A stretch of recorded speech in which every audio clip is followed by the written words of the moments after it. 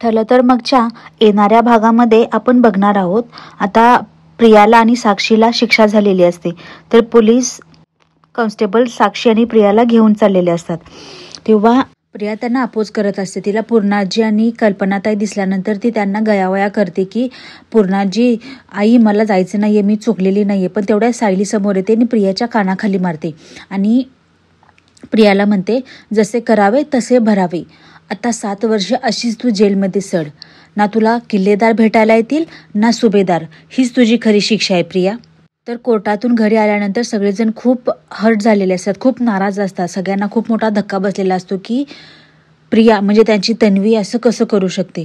हे सायलीनं ओळखून ती सगळ्यांसाठी जेवण बनवते आणि म्हणते मला माहिती आहे प्रियाच्या अशा वागण्याने तुम्हाला सगळ्यांना खूप मोठा धक्का बसलाय, पण अण्णावर कधीही राग काढायचा नाही, हीच आपल्या घरची शिकवण आहे ना.